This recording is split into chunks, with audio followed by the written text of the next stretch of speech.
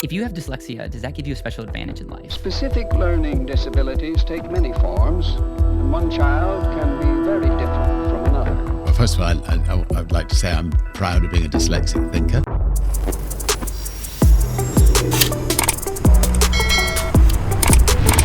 This is BetterWealth Reacts. My name is Caleb Williams, and on today's video, I'm going to be reacting to a very short segment that Richard Branson did with Steve, the Diary of the CEO, and he just talks about his experience being dyslexic, and this is very near and dear to my heart because I have a similar journey from a standpoint of some of my biggest insecurities, wondering if I was going to amount to much. I will share a little bit of my story and the things that I learned by working through the struggling with having reading and learning coming hard. Without further ado, let's jump into Richard Branson sharing a part of his story on how dyslexia became a huge advantage for him. Got to more complicated stuff like algebra and geometry and the likes. I couldn't understand the reason for it.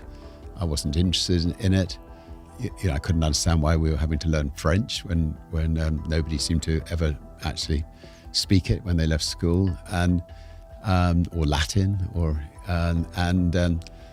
and so I suppose in my head I rebelled against being taught things that I couldn't see the relevance of. And actually that was a good thing, because it ended with me rebelling from actually staying at school and leaving school at 15, and creating creating a magazine which to try to sort of address some of the issues in the world. Your dyslexia, you've often highlighted that in many respects it's been a superpower. It's given you skills that have led to your success. What is that? What are those skills, and what is the advantage in your view of this dyslexia, and how that's changed how you function and operate? I think that, well, first of all, I would like to say I'm proud of being a dyslexic thinker, and I'm delighted that dyslexic thinking is now becoming almost part of the vocabulary, and I'm pleased to talk to many dyslexic kids over the years to try to make them realize that do not be worried about it. Look at the areas that you enjoy and concentrate on those, and the areas that you're not great at, either that you'll catch up later on in life, or if you're going to start a business, you can delegate and find other people who can deal with those. So I think dyslexic people really excel at the things that interest them. And I think I know a lot of business people, for instance, who were dyslexics, who have gone on to do incredible things. Your headmaster, I read the very slightly humorous, slightly shocking story of when you were at boarding school, you had a little bit of a romantic run-in with his his daughter Charlotte, got expelled, staged a fake suicide, got unexpelled, and then you, as you referenced a second ago, you had this idea for the student magazine. I read that there was an ultimatum given to you by your headmaster where he said, Richard, I know you're starting this magazine. You either got to leave school or and start the magazine, or stay in school and focus on your formal education. And at that point, you made the decision to jump ship. Yeah, I mean, I don't think the headmaster was very foresighted. I think, if a kid at school wants to start a national magazine for young people, what a great education, and they should have welcomed us to stay at school and do it, from school. But the headmaster wasn't going to allow me to do that, and thank God, because getting out into the real world, I achieved a lot more than I would have done if he'd been pleasant and said, run the magazine from school. There was a lot going on in the world. There was the Vietnamese War, there was the Biafran War, there were the Provos in Holland, there was the education system that needed students to rebel against, and so it was an exciting time in the 60s to leave school, go to London, and try to start a magazine. It was amazing watching that little clip of Richard Branson talking about his dyslexia, talking about his upbringing, talking about leaving school at 15. And there's so many flood of memories and emotions that I experience when I listen to stories like that. I first of all am just think back of my 12-year-old or 13-year-old self. 12-year-old or 13-year-old Caleb was very, very insecure. 12-year-old or 13-year-old Caleb didn't know if he was going to amount to anything. I was insecure I was shy. I was insecure of my height. I was insecure of my lack of ability to read.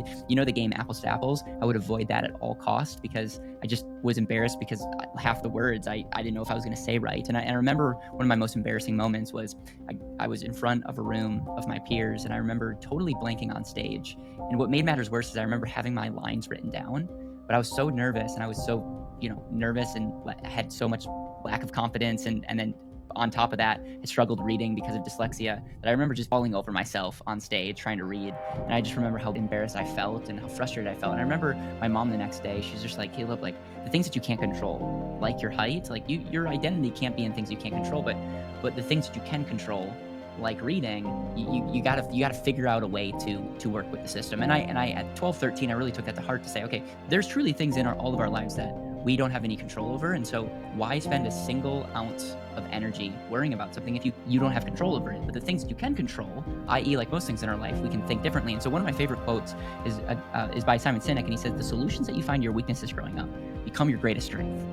And because reading came difficult to me, I always found ways to solve problems.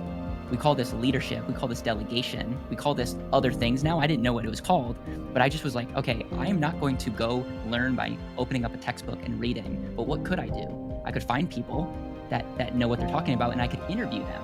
Or I'm not going to get ahead by my ability to write.